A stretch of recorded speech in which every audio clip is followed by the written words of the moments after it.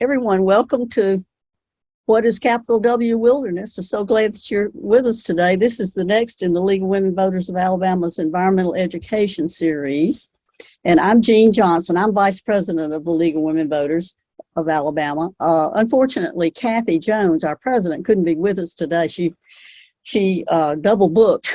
She had another meeting that had the time listed as Eastern time, and she didn't realize it until it was too late to change. So, but I'm glad to be with you tonight.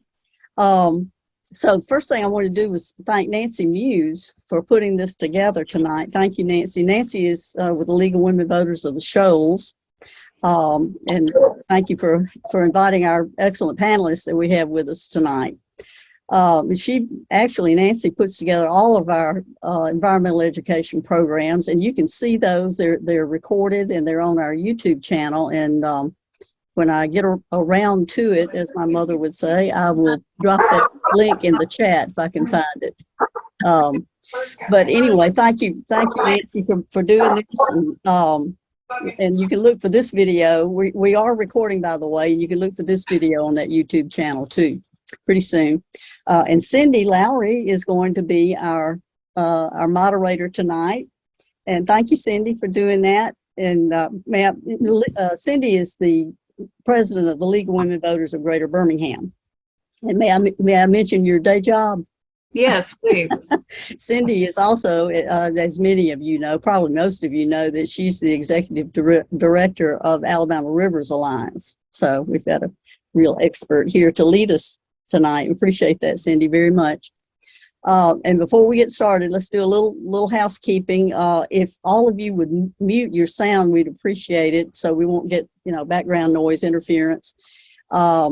If you will, drop your name and where you're from in the chat box. It's always fun to see where folks are from. I think we've got people from all over. I know we do have people from all over Alabama and probably beyond. It'd be fun to see anyway.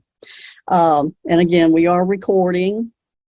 And so if you have friends who couldn't be with us at this time, let them know about this program and they can go see it on the LWVAL YouTube channel. So I'm sure we're all eager to get started with the Alabama's learning about Alabama's wild and wonderful wilderness areas and what's being done to preserve them.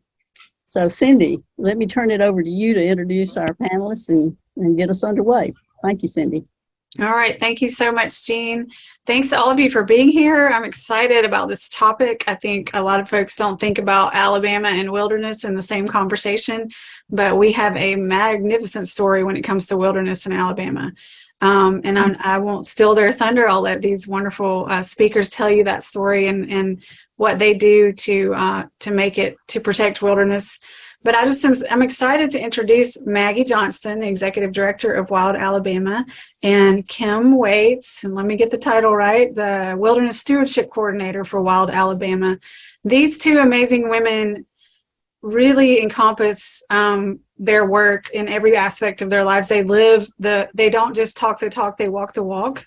They both have amazing backgrounds, and I'll just say, I met Maggie when she was leading the environmental center camp at Camp McDowell, which is an Episcopal camp, but I think she started the environmental center there. At least she was instrumental in getting it as successful as it is today. And she was formerly, before that, at the Alabama School for the Deaf. She has just a really deep background of working with people and a passion for Alabama's beautiful places and wild spaces. And you can't be around her for more than a few minutes to learn that and feel that. And she's lived in a bunch of beautiful places, and she lived near the Talladega Forest, and she still has a home there that she rents out called Waldo. That's a beautiful place.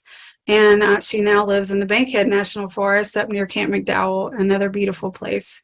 So I've had many interactions with Maggie, and she's actually, in full disclosure, on the board of the Alabama Rivers Alliance as well. So we interact in all kinds of different ways. And she's just a very smart and passionate and amazing woman, and everything she touches is successful. So I'm so excited to see her thrive here at Wild Alabama. And then Kim Waits has been in the wilderness work and in the nature of Alabama for decades, and she also is just an amazing woman. Her, not only what she does in her work, but just follow her on Facebook and other social media, and her life is amazing too. She lives in different places. She's can be somewhat off the grid at times, and just really respects nature and respects the earth in the way that she lives every aspect of her life. And she's also just I don't guess I can cuss on a I want to say a bad bleep, but she's just a bad woman in a good way. She's strong and can get out in the woods and move the trees and do what needs to be, move the brush out of the way and put things where they need to be, and restore the forest and protect it and clean it up and clean the trails up and all of those things. So I'm just excited to hear what y'all have to tell us tonight. I think Alabama's wilderness is amazing, and we all need to not be afraid to get out into it. And I know that y'all will help us see that and understand that. So what my role is tonight is to manage the questions. So Maggie's going to speak first, and then Kim is going to speak after that. They both have presentations. And then I'll be managing the chat. So if you want to hold your questions till the end in the chat, that's okay. If you just are the kind of person like me who's a little bit forgetful and you want to go ahead and put them in there while they're speaking, I may not break in and ask them, but I will manage that all the way, and I'll go back and get them to answer your questions at the end. So feel free to post them in the chat as they come to your mind, and we'll get started. So I'll turn it over to you, Maggie. All right. Hey, guys. I am excited to be here and be a part of this wonderful audience of people. I'm looking at all the names that are popping up and going, yay, I love it. I know a lot of you and have had experiences either out wandering in the woods with some of you or in meetings or planning activities, and I'm glad to be a part of this conversation. Yes, Cindy did a wonderful job of giving a little bit of my history, and so I want to actually jump right in and give a pop quiz, since I was a teacher for a long time. So let me share my screen, and let's see, take me just a sec. Go from the beginning. Okay, so I'm going to tell you in a minute a little bit more about Wild Alabama, because as Cindy said, I was a teacher for a long time, and then transitioned, I like to say not retired, I transitioned to being the director of Camp McDowell's environmental education programs.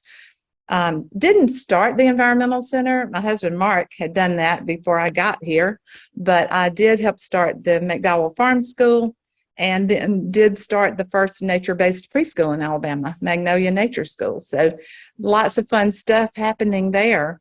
But enough of that. Let's see if you guys know some information about Alabama. So what is the highest mountain in Alabama? Anybody know? And if you would, you can, let's see, it's kind of hard if you're like me and you've got it on speaker mode so you can see the pictures and stuff. So unmute and shout it out if you know the highest mountain in Alabama.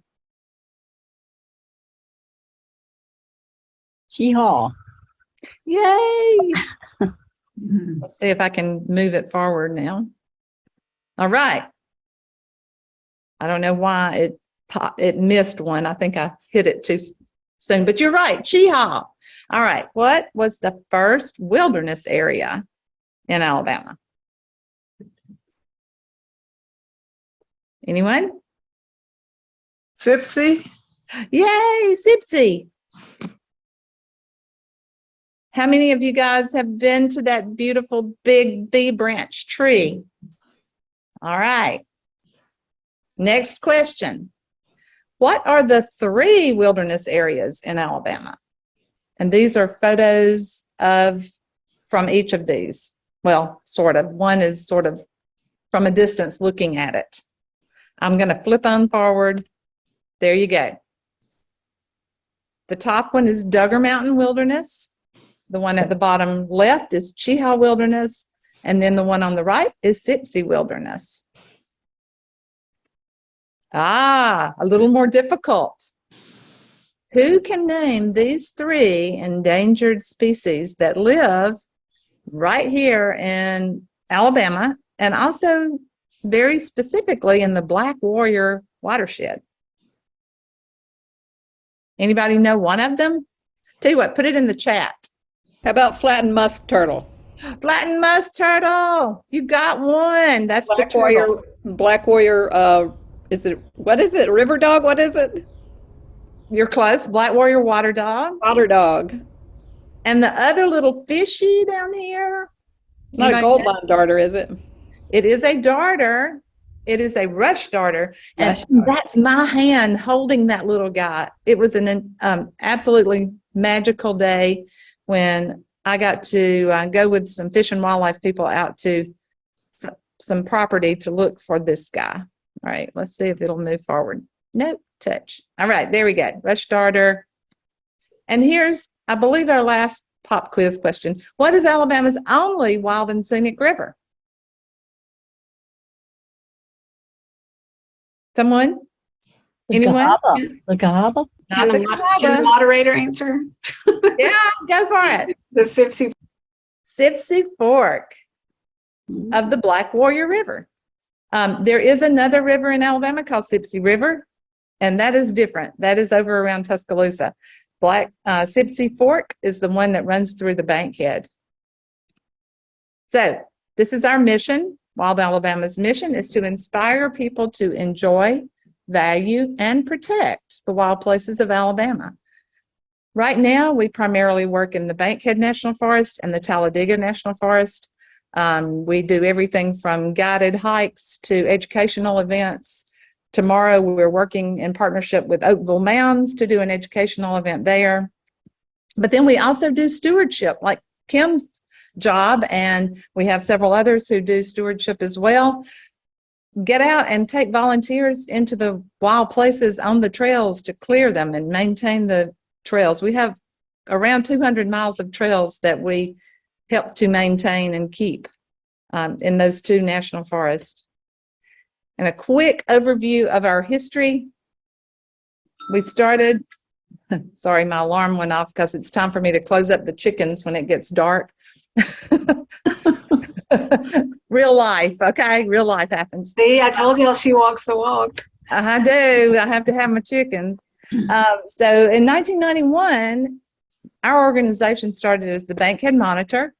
It grew into Wild Alabama. And then a few years later, it became Wild South because the headquarters actually moved to Asheville, North Carolina, and merged with Southern Appalachian Biodiversity Project, staying with the name Wild South. But then over time, what was happening in Alabama, some of us felt like wasn't what the focus wasn't on Alabama anymore as much as it should have been. So the organization, I just like to say separated, and Wild South is still working in North Carolina, but Wild Alabama is taking care of Alabama. We've grown a lot, and I would love, love, love to have time to tell you more about it. But tonight, you're here because you want to learn a little bit more about what we're doing. There we are, the places that we work. And there is the original 3 members of Wild Alabama, although now we have 7 of us. And I don't have a current picture of all 7. I need to do that. But that's Janice, Barrett, Kim, who's you're going to hear in a second, and me, out in a magical place in the Bankhead. And now I'm going to turn it over to Kim because she's going to tell you a story that you will love about the wilderness and what a real wilderness is. Why capital W wilderness? Take it away, Kim.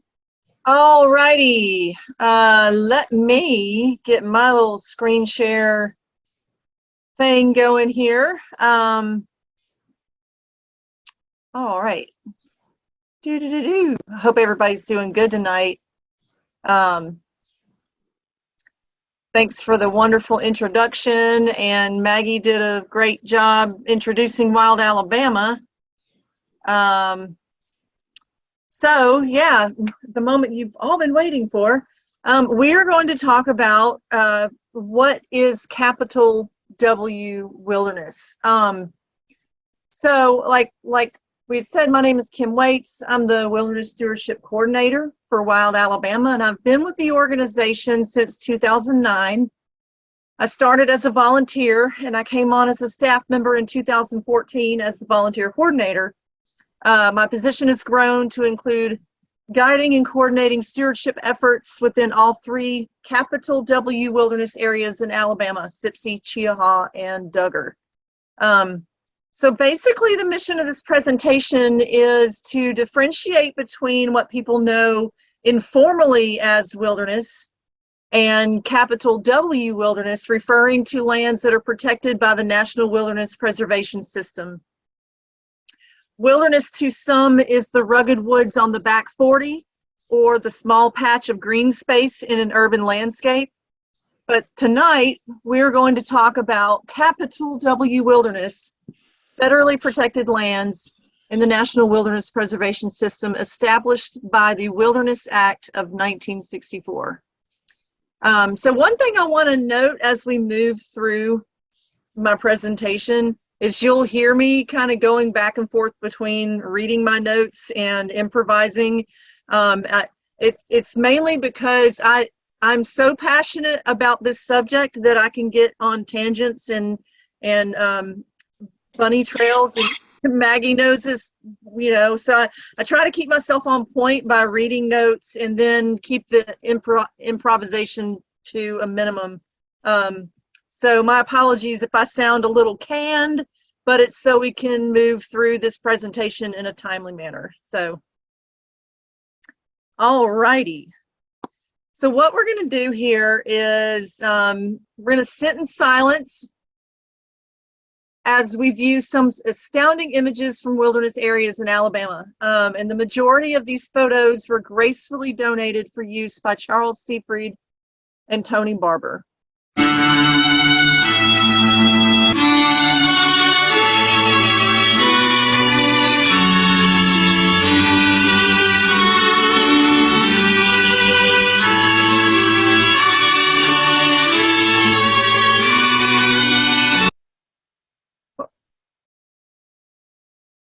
I'm sorry.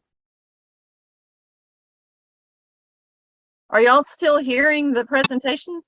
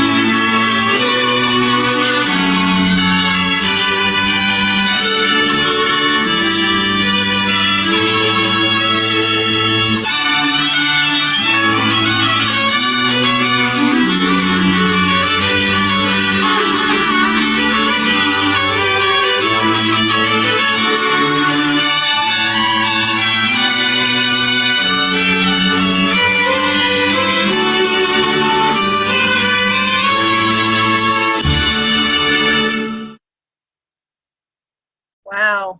I didn't mean to do it over again. Okay, so that probably invoked a lot of feeling and emotion, and that is exactly what we go to our wilderness areas for. Just some beautiful, powerful images. So here's our basic outline for the presentation. We'll begin by talking about what we call old world attitudes towards land in general. When Europeans settled in America, their idea was to conquer land, and that the woods was a place of darkness and fear. Their instinct was to conquer and subjugate land instead of living in harmony with it. Then we'll discuss how the growth and westward expansion beyond colonization impacted land, and then how people began to realize that we were using our resources in an unsustainable way. There was a pushback on conservation from people who believed that our resources were there for our disposal. And we'll look at how people came to protect areas, and then we'll move on into the actual Wilderness Act and land preservation as federal law and protection.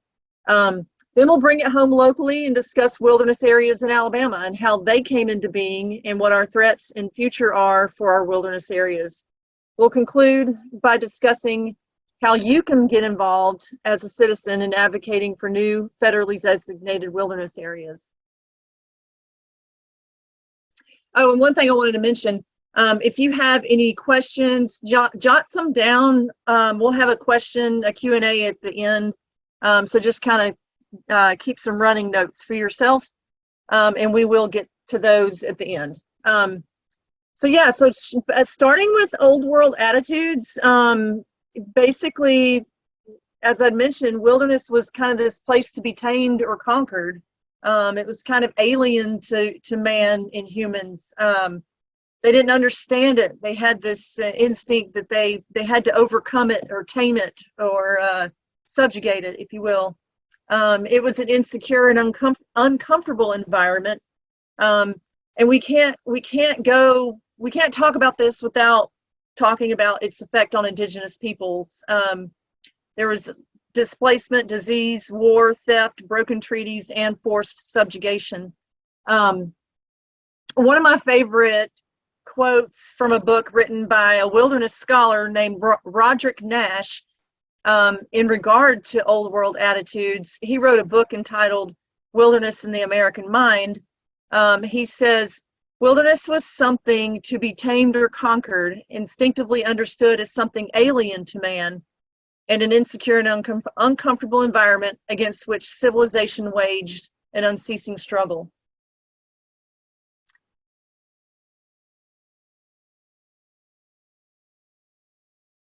So, talking about westward expansion after colonization, in 1803, the Louisiana Purchase acquired 600 million acres of land for $15 million, doubling the size of America with one stroke of a pen. It set the pace for westward expansion. In 1845, the idea of manifest destiny was born on the notion that God had intended them to occupy all of North America. So you see this map in started in the east and pushed all the way out west, and it was rooted in this idea of that we were destined to do that, but it was in a way that was a sense of conquering as opposed to being in harmony and caretaking. So with this growth, of course, comes impact. Geographical expansion comes with impacts to the land and wildlife. Here's one example on the left here. Our passenger pigeon was one amongst many that were hunted to extinction. Bison was almost hunted to extinction. And here, sandwiched in the middle, you see where we cleared trees to the point of just, it was like a wasteland, seeing how much we had cut. And it was like, it came from the need for resources, and we all understand that. But I don't think people realized that it was not setting us up for sustainability in the long run. There's expansions of railroads, deforestation, overgrazing, mineral extraction, tourist development, and a rise in pollution. So it's getting pretty gnarly out there. And this was ranging late 1700 to early 1900. And then we have what I like to use the phrase poetic justice. The response to all the industrialism and industrialization and growth, it was counteracted by the arts. Romanticism and transcendentalism were born out of this desire to get back to nature and human authenticity. Romanticism, for one, it began in the late 18th century, and it was predominantly a response to the Industrial Revolution, and it was at its height from 1800 to 1850, and it basically rejected scientific rationalization of nature. And then transcendentalism, it developed in the early 19th century in New England, and it basically believed in the inherent goodness of nature and people. And they espoused that people are at their best when self-reliant and independent. So a couple of well-known artists of the time, Margaret Fuller. She was an American journalist, transcendentalist, poet, and women's rights activist. And one of her quotes was that nature seems to have poured forth her riches so without calculation, merely to mark the fullness of her joy. On the left here is a portrait or painting called Wanderer Above the Sea. You've probably seen it before, and it was by Caspar David Friedrich. And I always quip that if Instagram were around, this would have been his Instagram photo where he is up and he's on the mountain peak and he's got to get that, it might have been a selfie. But people for years, hundreds of years, were trying to find that moment in nature that where they connected. So other notable artists of the time were William Wordsworth, Henry David Thoreau, William Blake, and Lord Byron. Probably heard some of those names before. So next is possibly inspired by the artists of the Romantic and Transcendentalists. People were realizing that consumption of natural resources was out of control. Some of the earliest efforts at land acquisition for conservation and preservation were starting with Yellowstone National Park in 1872. And just to kind of put things in perspective as far as capital W wilderness, as of today, Yellowstone, it was the first national park. Currently, it has no federally designated wilderness areas, but it does have 2 million acres of what we call proposed wilderness. We'll get into that a little bit, what proposed is. And then in 1885, the Adirondack Forest Reserve, it was actually a state land acquisition. It reminds me of our Forever Wild program in Alabama. And it was kind of one of the earliest attempts at state land acquisition. The current size right now is 6 million acres, and it is the largest publicly protected area in the contiguous United States. And then in Yosemite National Park in 1890, it actually has 704,000 acres of federally designated wilderness currently. And then Sequoia National Park, it has, that was 1890 as well, 808,000 acres of wilderness and 29,500 of proposed wilderness. And then our Forest Reserve Act, that was signed into law by President Benjamin Harrison after 2 decades of debate about public land policy and concern over exploitative logging, putting in place the means to protect wooded areas as what they called forest reserves. This is like the predecessor to our Forest Service lands. In 1905, the reserves became the charge of the Bureau of Forestry, which was soon renamed the U.S. Forest Service, and then became what we know as National Forests today. And then in 1897, the Forest Service Organic Administration Act provided the main statutory basis for the management of forest reserves in the United States, hence the commonly used Organic Act that was signed by William McKinley. So there are a lot of attempts to protect land early on, and people were realizing that we needed to do something. Things were getting overused and overloved and over-resourced. And of course, there's controversy. There's the Hetch Hetchy Dam, which was a battle that was lost, unfortunately, dammed the Tuolumne River in Yosemite National Park. It provides water for the city of San Francisco. Then there's the O'Shaughnessy Dam that was constructed in the early 1919 to 1923. So hard to believe that some of these places are just underwater. And you look at Alabama, we have the same thing here. There's so many precious things that are underwater.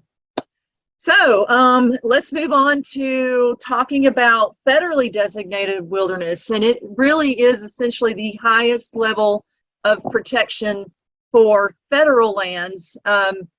And I will say that, yes, the Wilderness Act, it only applies to federal lands. It doesn't apply to state-owned lands or private lands. So when a piece of land goes into the National Wilderness Preservation System, it has to be a federal land first. So the Wilderness Act of 1964, some quick facts here. It took 8 years to pass through Congress.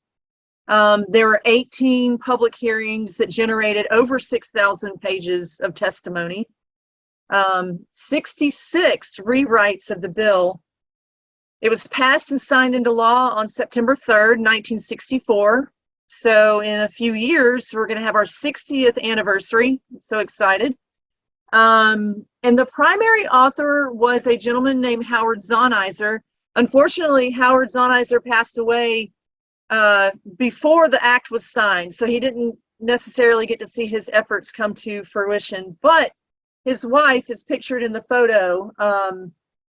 The lady standing directly, the lady on the right was his wife. So, but my favorite fact about the Wilderness Act of 1964 is the fact that it's bipartisan legislation. So that act was signed almost unanimously. It was passed almost unanimously.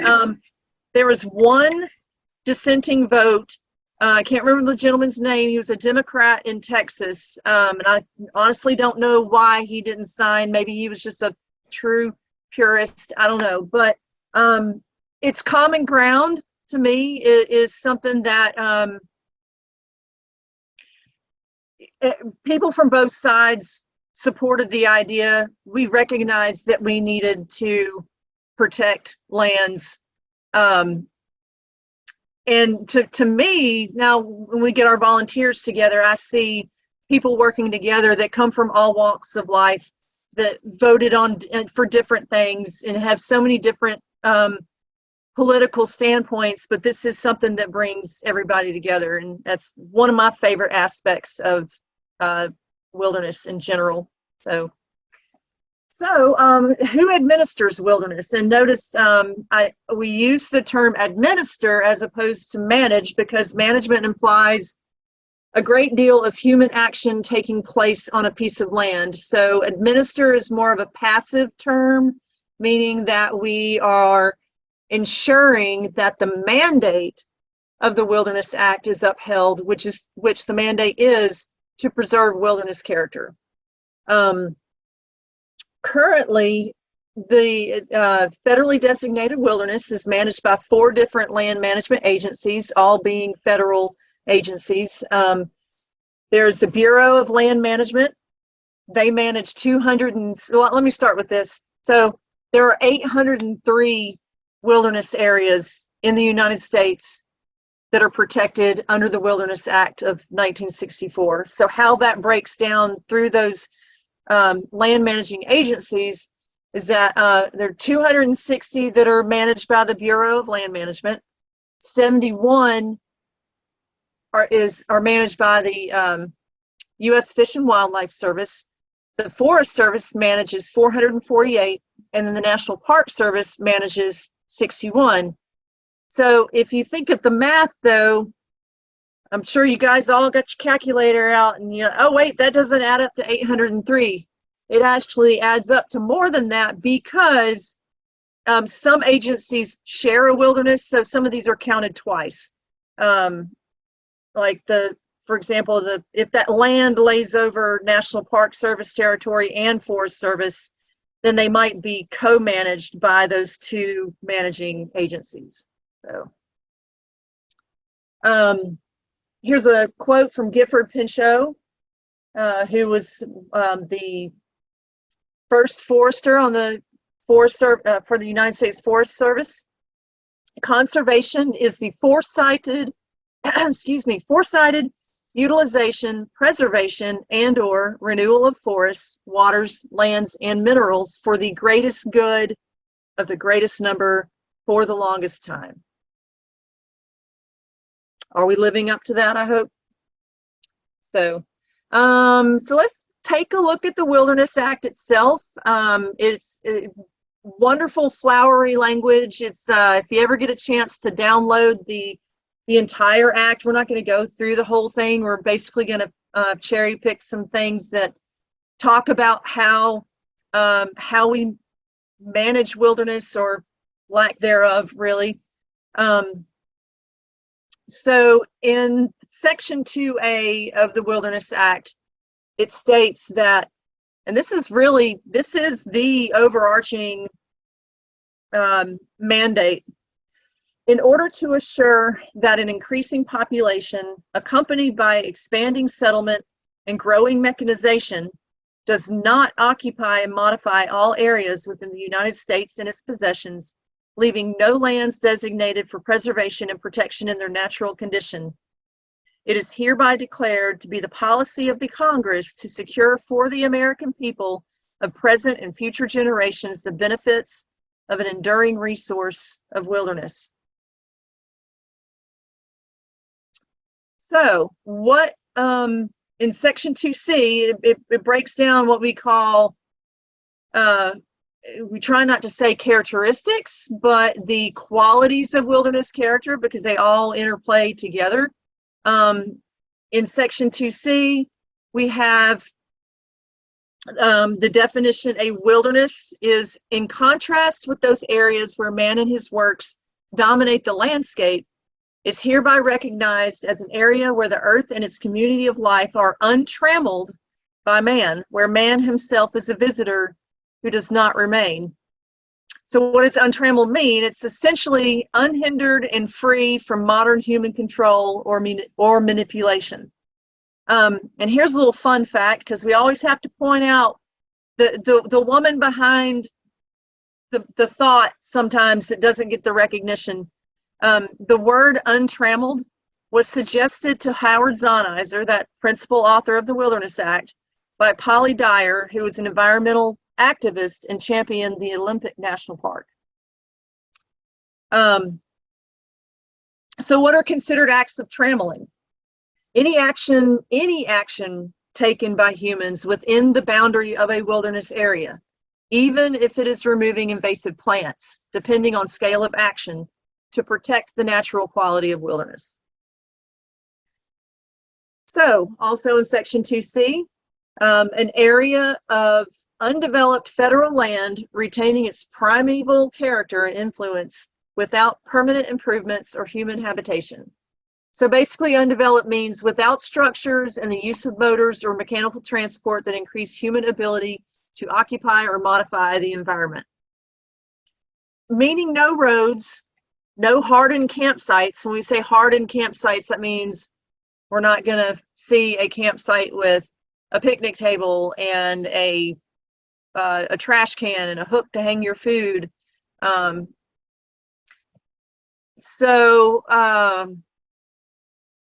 Next also means that it's to be preserved in its natural conditions, generally appears to have been affected primarily by the forces of nature, with the imprint of man's work substantially unnoticeable.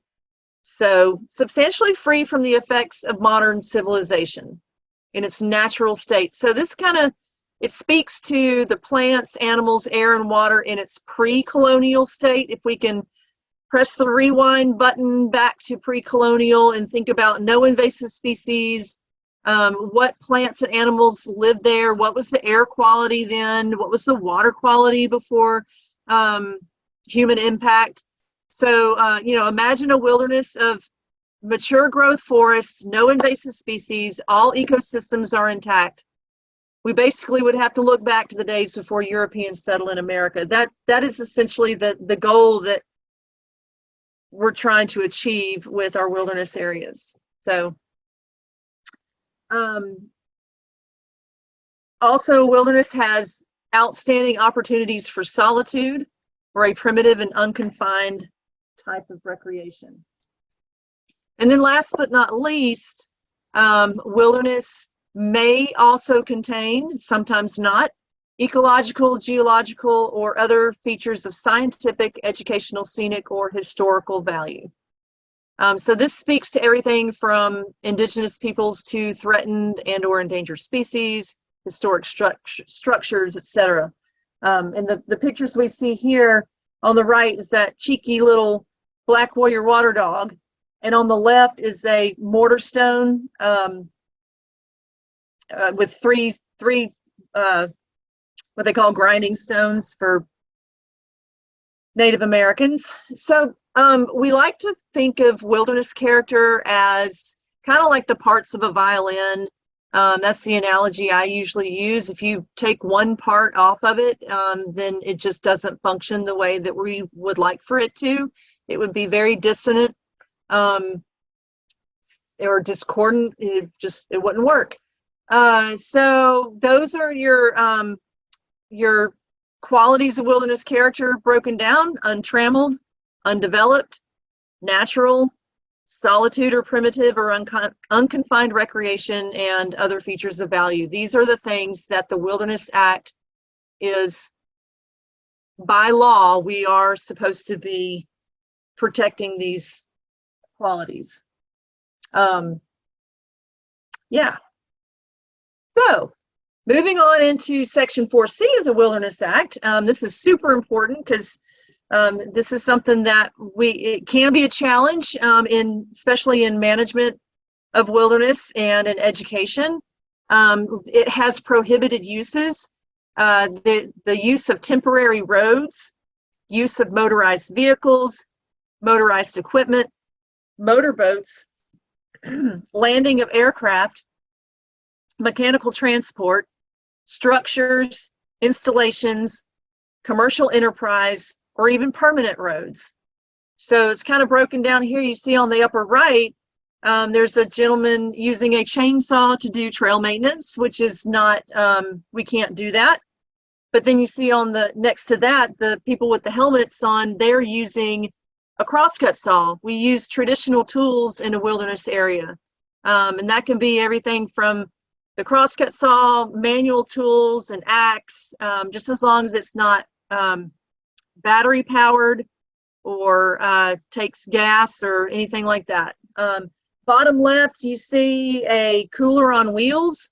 So we can't roll things into a wilderness. We would, the preferred mechanism to transport your stuff would be a backpack. And then mountain bikes. Mountain bikes are not allowed within a federally designated wilderness area. And then you see an acceptable use here. We have people creek walking and just enjoying getting their feet wet. So yeah, that's prohibited uses. And then in some wilderness areas, we have what we call special provisions. They're made for certain activities that possibly predated that wilderness designation and that they are allowed to continue for certain reasons. This could be anything from motorized access to internal cemeteries or landing of aircraft to transport provisions. It could even be a trail shelter that is allowed to stay because it was decided that it would be the best non-action to take to help centralize recreation impact. So In these photos here, the one on the right, this is not the actual picture of the fire tower that was in Duggar Mountain Wilderness, but I use that as an example. When that Wilderness Act was passed for Duggar, it was written into that act that the fire tower they had 2 years to use motorized equipment to remove the fire tower, and they could only use there was they call it the Fire Tower Road. They could only use that road to get to the summit to take that fire tower down. That one, I believe, was purchased by a private citizen, and it was reconstructed somewhere else. And then the photo on the left is the Johnston cemeteries in the Sipsey Wilderness. So vehicles are actually allowed to access the cemetery a few times per year. And this is all not verbally stated or administratively stated. It is actually written somewhere, formally documented. I think of like Boundary Waters canoe area. If you've ever heard of that, they do have designated campsites there because it was determined that would lessen the impact. So it's not, there's some wiggle room in some gray area in the Wilderness Act, but it's typically having to do with things that already pre-existed prior to the actual establishment of. Hey, Kim. Hey, yes. I usually don't break in, but this is very relevant to what you're talking about. So there's a question about, can you ride horses in a wilderness area? Yes. So it depends. If they have built a trail and they have established that the proper use of that trail and it's managed for horse use, then yes. But some no, like horses are not allowed in Cheaha Wilderness or Duggar Mountain, but the Sipsey Wilderness has 2 or 3 horse trails. 3 horse trails in it, and it's maintained. They typically take old road beds that run a ridge to turn into horse trails because there's less erosion on them. They generally don't let horses ride in riparian areas around creeks and that kind of stuff. So yes and no is the answer, the quick answer to that question.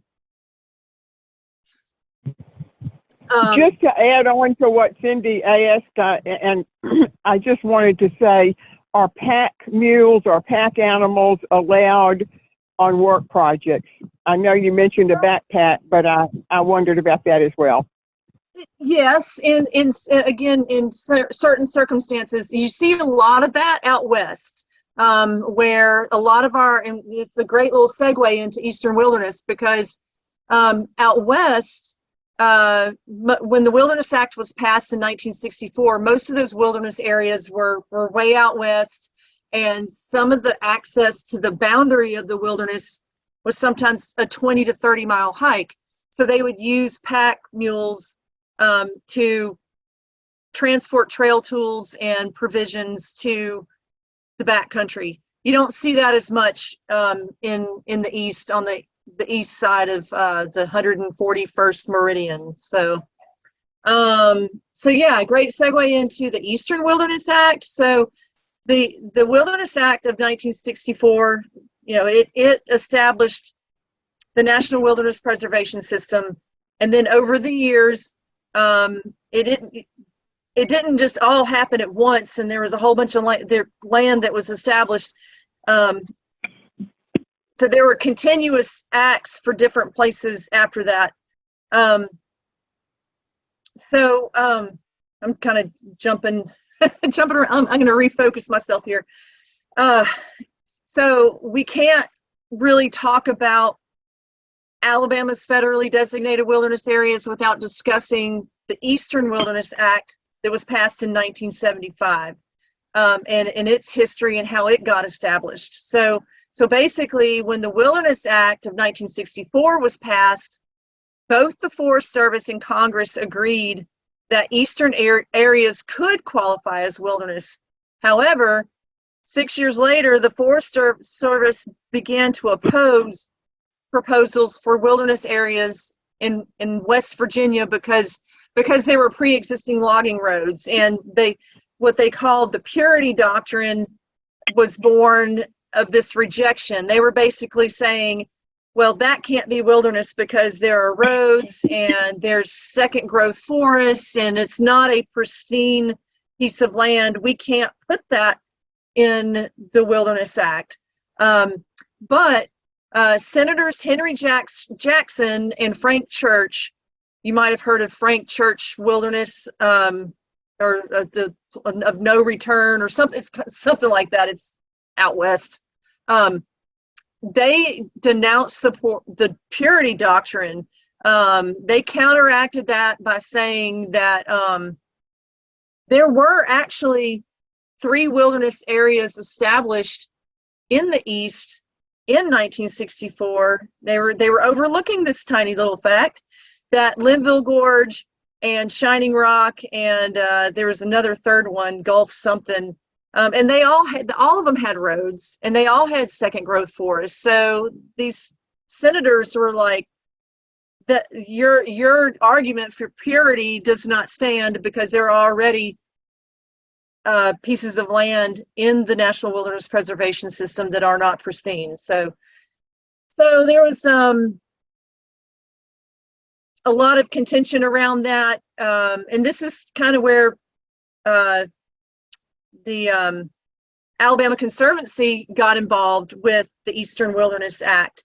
If y'all remember, the current Alabama Environmental Council used to be the Alabama Conservancy, and they helped get at the same time that this was going on with the purity doctrine and the stuff in West Virginia, we had people like Jim Manasco and others in Alabama trying to pass what they were calling the Sipsey Act, or the Sipsey Wilderness Act. Well, they got invited to sort of join forces and all come together, and they did. And in 1975, 16 national forest lands were added to the National Wilderness Preservation System, and one of those was Alabama's first wilderness area, the Sipsey Wilderness. And this basically applied to lands east of the 100th meridian. You see a map here in my on the slide. You see, there are 2 things that you might hear or see on Wikipedia that are wrong. Some people say that the Wilderness Act, it was all east of the Mississippi. It was really east of the not the 141st, east of the 100th meridian. And another thing that you'll read in Wikipedia is wrong, is they'll say that the Sipsey Wilderness was the first wilderness east of the Mississippi. It was not. There were 3 wilderness areas that were part of the Wilderness Act of 1964. So if you're ever, spending some time on Wikipedia and you read that, it's not correct. So now let's bring it home and talk about wilderness in Alabama. So I wanted to kind of revisit that distinction again of what we call small wilderness or capital W wilderness. Here are 3 places that you might be familiar with in Alabama that are not, they're wilderness to some, and that's awesome. Everybody has their own what they consider wilderness to themselves. The one on the far left is Walls of Jericho. That's up on the Tennessee-Alabama state line in northeast Alabama. And that is, I think that's a Forever Wild. Yeah, it's a Forever Wild tract, which is a state land acquisition. And the article on their website refers to it as wilderness, but it's little W wilderness, not the federal National Wilderness Preservation System kind of wilderness. And then the one in the middle is King's Chair at Oak Mountain State Park. And then the one on the right is Stevens Gap. It's a cave, and it's owned by the Southeastern Cave Conservancy, and you can only go by permit. But 3 wonderful places. Basically, the point is there are so many places in Alabama that are wilderness and are special and still need to be protected in some way. So, and there's my answers: Walls of Jericho, King's Chair, and Stevens Gap. All right. So yeah, let's talk about our 3 wilderness areas in Alabama. Our very first was the Sipsey Wilderness. It was established in 1975 in that Eastern Wilderness Act that I was speaking of. And it started as a 12,000 acre tract. It was championed by the Alabama Conservancy, which is now the Alabama Environmental Council, and also Jim Manasco and other locals that found Jim and Ruth, sorry, other people that found extreme value in that area. And it was also championed by the Forest Service. The Forest Service had actually established what they had called the B Branch Scenic Area, which is kind of at the core and the heart of of the Sipsey Wilderness, and that was 60 years ago. So it has 53 miles of official hiking trails. It has what we call, you probably hear it as the Big Tree, but we try to maybe say the B Tree to honor what it was called decades ago, and it was called the bee tree because there were honeybees that lived in the canopy of it.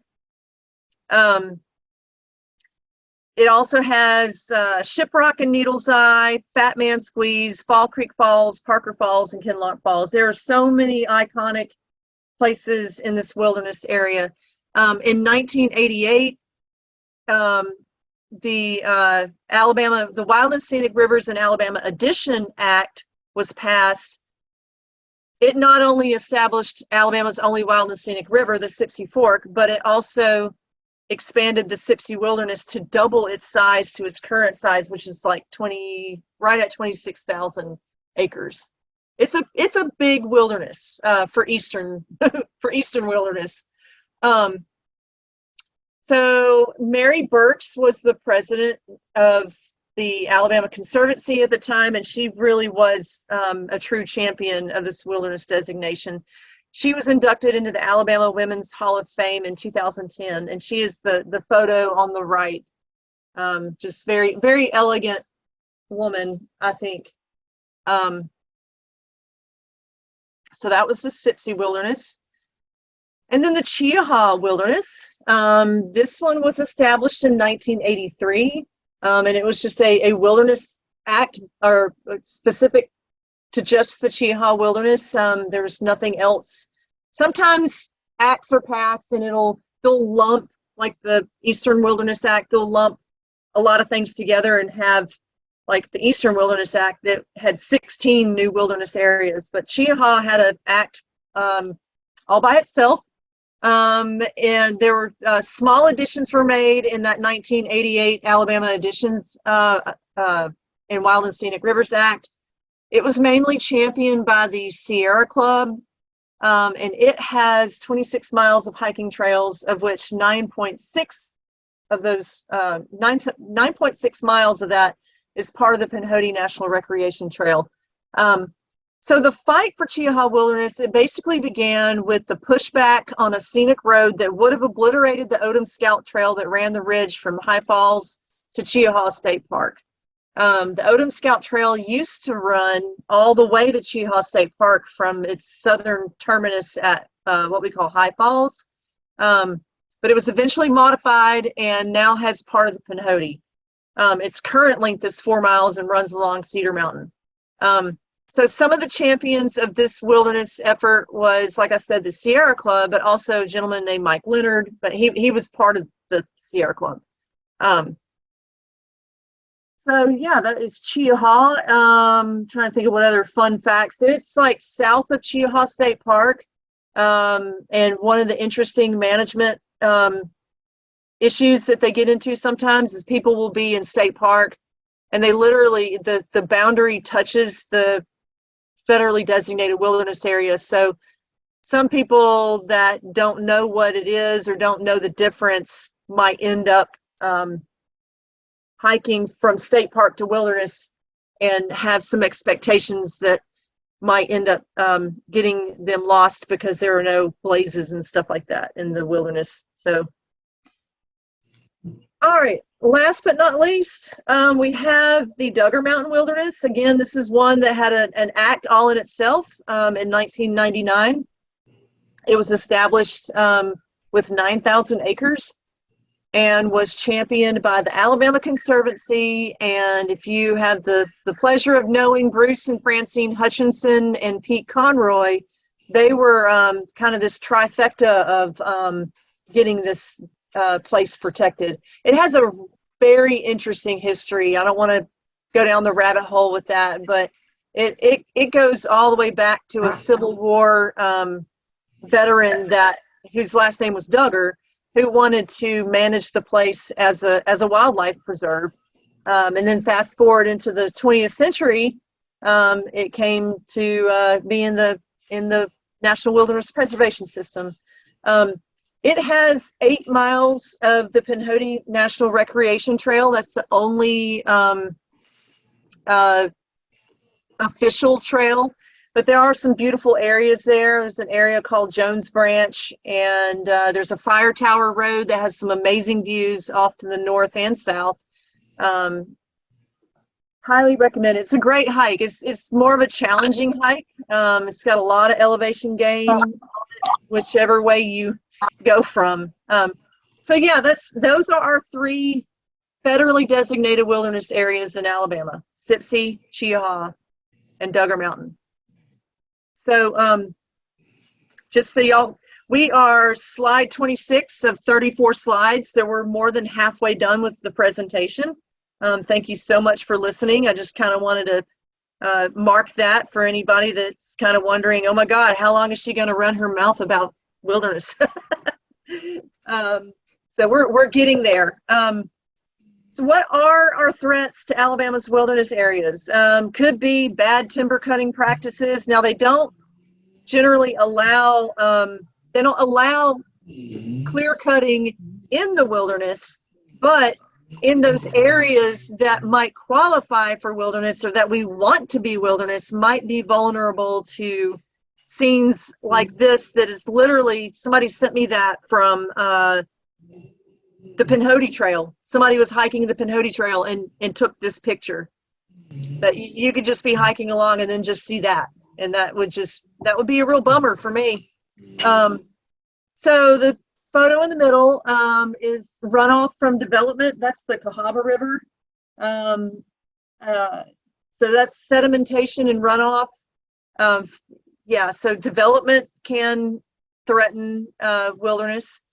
And then on the very far right, recreation impact. That's probably our biggest headache these days, is just managing the popularity of our wilderness areas. Is kind of a double-edged sword, because we want people to come out and enjoy public lands, but there are many that come out that don't respect it. So if you're wondering what they carved into this tree, if you can see that on the screen, it says, "Tree huggers, sorry my life affects yours." And we've had some little debate in our staffing circles, like that is so cryptic, like what does it mean? So if you think you have an idea of what that could potentially mean, write it down. We'll talk about it later. All right, next. This is the meat and potatoes of everything that Wild Alabama does to protect our wilderness areas. Wilderness stewardship. How do we steward these wilderness areas? It completely ties into the mission of Wild Alabama, which is to inspire people to enjoy, value, and protect the wild places of Alabama. So starting at the far left, education. I mean, I can't tell you that is the most important, and we don't have enough of it. We need education warriors all day long, every day. We do guided hikes. We have Wild Wednesday hikes where we get kids and families into nature. Because basically humans must ascribe a value to a place first before they can be inspired to take care of it. So if you go back to our mission, it builds on itself. When we say to enjoy, value, and protect, those aren't compartmentalized words. It is, we enjoy it. Once we enjoy it, we learn to value it, and then we want to protect it. So yeah, education. We've got to get people out there learning to love these places, telling them what's out there, what grows there, telling the story of the land.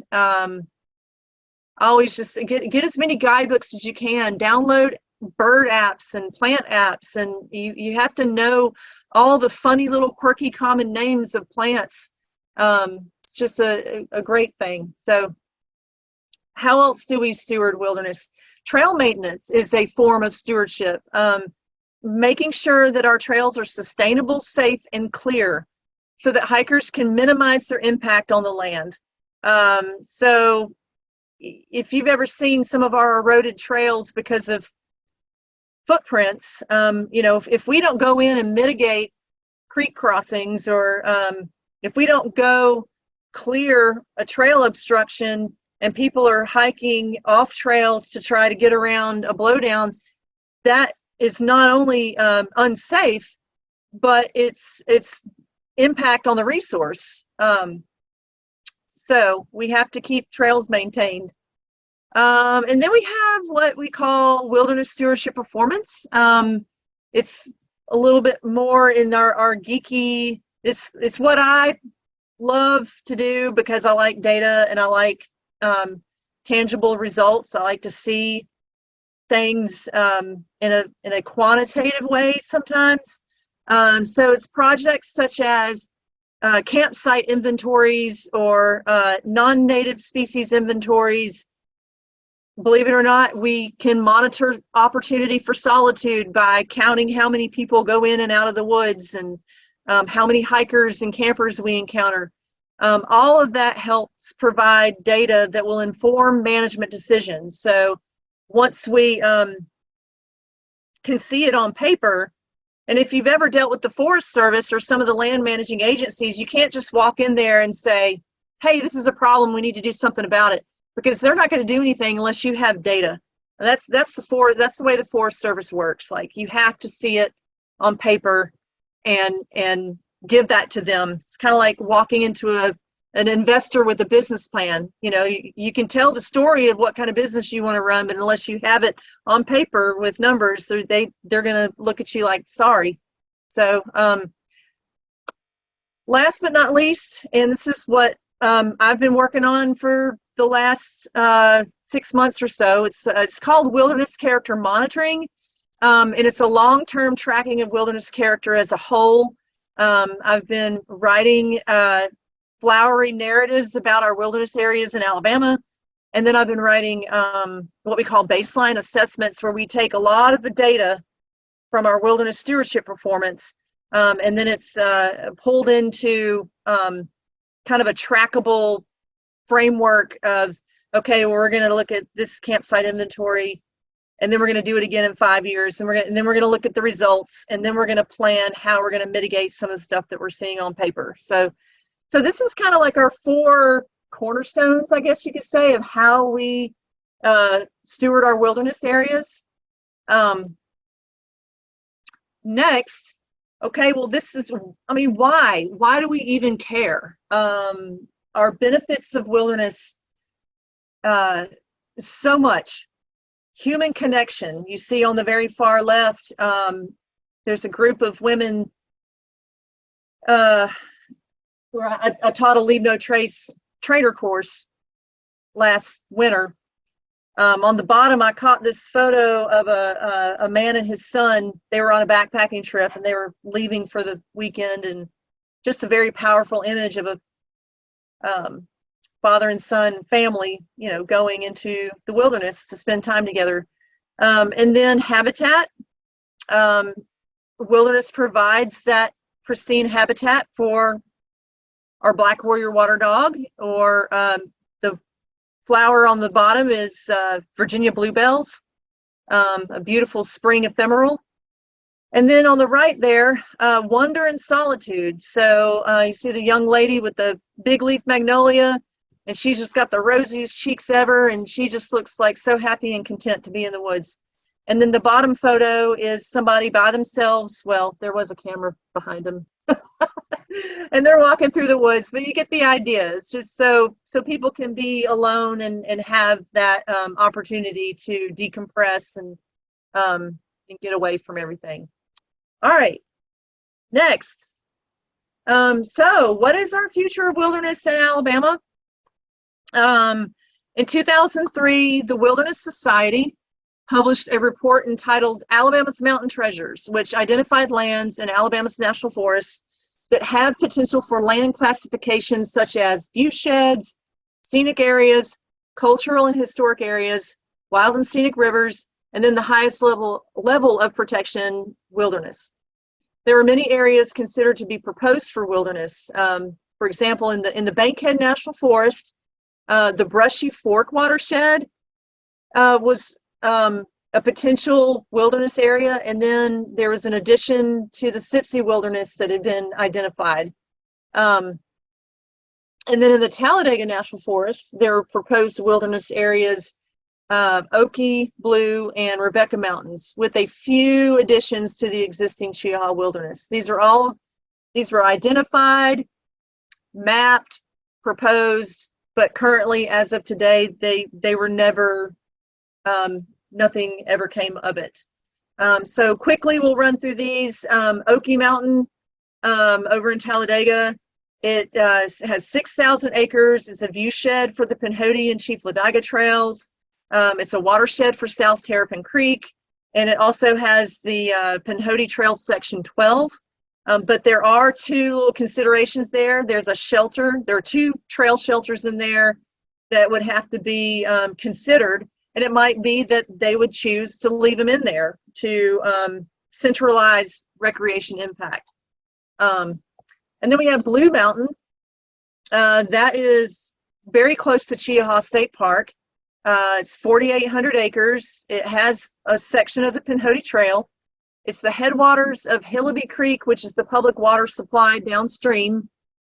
It has some very interesting CCC stonework structures in it, but it does have a private inholding that would have to be considered.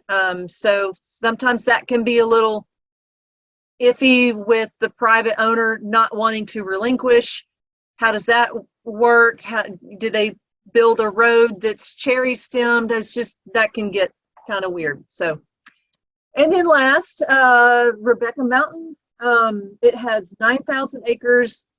It also has a section of the Pinhoti Trail, and also has Sherman's Cliffs. Unfortunately, though, I just learned recently, because like I said, this was 2003 that they did this publication, and I learned recently that this particular Rebecca Mountain now has some cell phone towers in it, which that would almost be a hard no for a wilderness area. It would be an interesting thing to navigate. So yeah, any of these areas, if we actually wanted them to be wilderness, we would have to revisit all of them, get updates on the maps, figure out what has happened on that piece of land since 2003, and then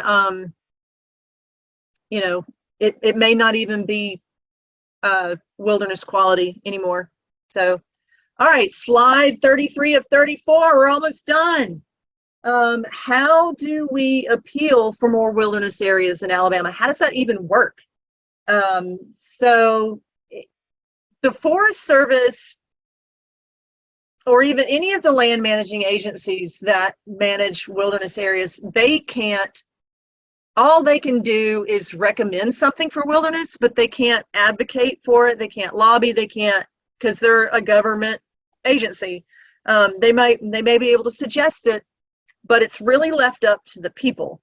So the National Forest units, they'll revise and update a report on forests about every 15 years. The National Forest in Alabama's last forest revision was in 2004. So we are actually due now for a new forest plan, and that they will have to put wilderness recommendations in that forest plan. So what would be a good act on our part, because they expect, and it's actually mandatory now, that the Forest Service engages all of their stakeholders.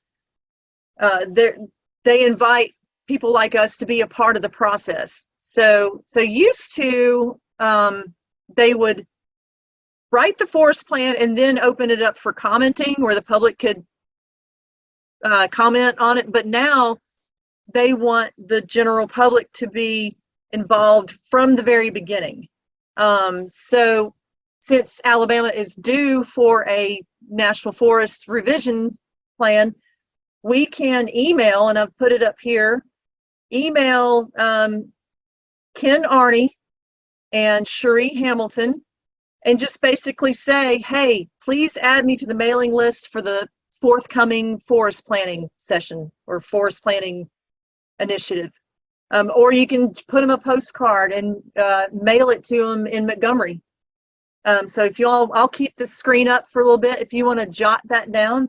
And if you have any interest in, I mean, and not just for wilderness, but for national forests in general, if you want to be a part of that process and how they're managing our national forests in Alabama, request to be a part of the forest revision. So I think that might be all I have. And yes. When you get to a stopping place, if you could, I was trying to type that into the chat, but Cindy already did. Thank you, Cindy. Awesome. Never mind. No problem. Yeah. So the next slide, I'm just going to keep it on this slide while we go over the questions, just in case people want to write that down. Because basically, the next slide, all it says is, "Do you have any questions?" And then it has my contact info. If you want to put my contact info in the chat, you know, I'm Kim, Kim at wildal.org. I had a quick question regarding management of invasive species. I didn't hear anything about that throughout your program, and I know that is an ongoing and a reoccurring problem. And I wondered, is that covered in the program? So yes. So the way invasive species removal in a wilderness area is generally the Forest Service will identify, or even partner groups, because we've done this as Wild Alabama, where we survey the invasive plants and we come up with what we call a species of concern list, like which ones are causing the most damage. And sometimes it's not the quantity of something, it is how much damage they actually do. Like, for example, in the Sipsey Wilderness, Japanese honeysuckle is kind of naturalized into there, and it's not displacing other stuff. It's just kind of like, you know, rubbing elbows with all the other plants. But Chinese privet gets in there and it turns into a whole forest and displaces everything. But we can't, because our hands are tied because of trammeling actions, we can't just say, okay, let's just go out there and remove it. Let's get started. We actually have to go through a process. It's kind of a very academic type thing where it's called a minimum requirements analysis, and we have to determine that taking that action in wilderness is going to restore the natural conditions or the pre-colonial condition of that wilderness area. So you have to justify, it's that end justifies the means thing, because we're not supposed to be doing anything in wilderness. That's the untrammeled part. But if we can prove that we're going to restore the natural condition, then we can do it. But it has to be supervised, and we have to go through a long, lengthy process of figuring out how we're going to do it. Are we going to use, are we going to hand pull? Are we going to use tools? Are we going to use herbicide? That kind of stuff. Does that answer? Thank you. Yeah, thank you, Kim, so much. This is so much information, and so I mean, I know it's a brain dump. Well, I mean, I'm someone who thinks I know something about this stuff, and I learned so much from you. So that was very, very informative. And we do have, I think we're supposed to end about 8, so we do have a little bit of time for some questions. We have some questions from a while back in the chat, so I'm going to roll back to those. One question was, and I know this has come up in our national forests, I don't know in the wilderness areas, about fracking and are wilderness areas protected from fracking? I think from your presentation they are supposed to be, but that if the national forests around them are threatened by that, I know that has an impact too. So I don't know if you have anything to say about that. Yeah, I do not foresee that happening at all.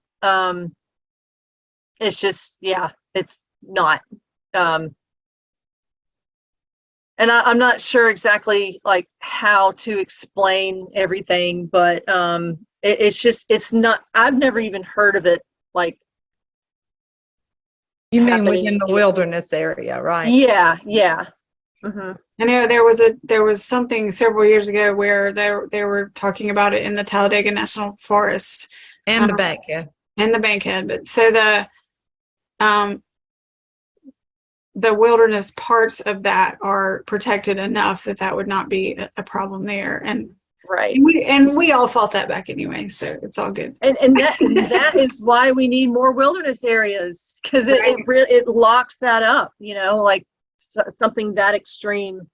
And Yeah. one of the things that we are hoping to see happen, the proposed wilderness areas that Kim was talking about, yes, we would love to see that happen. But we would also love to see expansion of some of the existing wilderness areas. Mhm. The SIPC actually had areas outside of the wilderness that were proposed to become wilderness down the road. So that's kind of one of the things we're working on. And if anybody on this call is like passionate about this and wants to join our efforts, contact Kim, because she's the one who's organizing our educating board members and public people who want to know more about expansion of wilderness. It's really, it's a grassroots thing. And looking at the ones that were proposed in 2003, it would take a lot of work to like go back and, like I said, probably remap them. I mean, these maps were done, let me do the math, you know, this is 2022, you know, it's 20 years ago, essentially. They'd have to be remapped, revisited. Impact surveys would have to be done, biological surveys, just everything would have to be freshened up, and then just see if it's feasible, you know. And that takes time and money and people and dedication and all that. So there's a little more fun question about, and Maggie answered it a little bit in the chat, but since everybody can't see the chat, we could talk about a little. What if someone's going to go hiking in a wilderness area in Alabama, what should they expect? Okay, that's great. A great question. So navigation skills are pretty much, I mean, you just have to, because the way that our wilderness areas are managed is that you're not going to have blazes on trees or trail markers. Well, you're not supposed to. So sometimes we take down flagging where people have flagged certain things. So wilderness is supposed to, the idea of it, to promote a more authentic wilderness experience. It promotes self-reliance. But then we see this overlap and this trend in social media now, where you have phone apps that will tell you where you are on a trail, which completely compromises that wilderness experience. But you know, everybody goes to it for different reasons. I don't want to say that it's exclusive, where okay, you have to be, you know, Bear Grylls to go out there. I mean, it's not like that. But I will just say that knowing before you go and knowing the terrain, wilderness.net, I'm going to put that in the chat. Because there are Yeah, where can you get Creek size where can you limits. get paper maps? Do you guys have those? No, Good question. Wild Alabama, yeah, we do sell maps of the SIPSI. I think we might have a Pinhoti map on. We have I some think- Pinhoti maps that are within the national forest. Yeah. We have been unable to even find any Pinhoti maps that show the whole Pinhoti, but there's an app called Far Out. It used to be called Gut Hook, and Far Out is a pretty good way for the Pinhoti if you're wanting to go beyond national forest. Wild Alabama does have maps, paper maps for sale. The problem right now is we can't get SIPSI wilderness paper maps. We have some Bankhead ones, but the company that makes them is a Birmingham local company, and they're not making them right now. So we're trying to poke them a little bit and say, hey, you've got a lot of people who want them. Yeah, well, I highly recommend if you're going to use any kind of phone device or GPS device. I mean, I'm just as guilty of using my phone to navigate because it will, on some of those apps, it will show you where you are even when you don't have cell service. But you have to have redundancy. And I teach navigation classes, and that's the first thing I say is having redundancy in your plan. Have a paper map, a compass, your phone, and possibly a GPS, but also do a lot of research on where you're going first to know what the terrain looks like generally. So if all else fails, you might be able to rely on, oh, well, I know that this is a ridge and valley, and if I get up on a ridge, I'm going to end up on a road somewhere. You know, it's yeah. Yeah, so yeah, I hear what you're saying. You got it. I think I cringe when I see those things on TV that where someone has gone into a remote area of some sort and they've gotten in trouble because they just didn't plan enough. And we have to respect nature and respect wild places, and so we do that by planning and being aware of what we need and where we're going, so that we don't have to then require a ton of resources to get us out of there if we get in trouble. That's so true, you Cindy. can't always plan to not get in trouble, but you can plan. One of the things I've added in the chat, but for those who can't see the chat, Wild Alabama offers guided hikes. If you go on either our website, our Facebook page, if you go on our website, you can see the calendar where we put a month ahead all the different options, and it might include some trail maintenance. It might include some guided hikes. Go with Janice Barrett into the SIPSI and have your life changed by connecting to a place in a way that you might never have before. We have Meg Ford, who is leading hikes over in the Talladega National Forest. And then we have some volunteers who are very skilled and lead hikes as well. Especially we have Pinhoti Challenge hikes. We have Trail Tuesday hikes. And these are by volunteers who go out and do this and have experience doing it. So if you're wanting to go into the wilderness, we can get you there. There's one last question that we are at 8:01, but I think this is a very important question, and I don't think that we have to go into a super long explanation of it, except to just say yes, yes, yes. But wilderness areas have a lot of trees, and we all know that trees are an important way to address climate change and mitigate climate change because they sequester carbon. They're our natural carbon sinks that we've always had. So if you could just say a couple of words about how important the wilderness areas are and the expansion of the wilderness areas to dealing with the problems that we are facing and will continue to increasingly face with climate change. Oh, yes. To me, what we're doing is protecting wild places and wilderness areas is a lot more than just the forest. we're protecting the air, we're protecting the water. If you think about, look at the map of Alabama and the rivers of Alabama, the waters that come out of the Bankhead National Forest and the Talladega National Forest are the headwaters of the main rivers that flow through our state. That's a powerful statement. That's protecting the water, the drinking water downstream. We're also protecting the air. We're involved with some legal action, I'll say, that is trying to clean up air in our state, because we know that the impacts of air pollution are going to have an effect not just in the cities, but also in our forests and in our wilderness areas.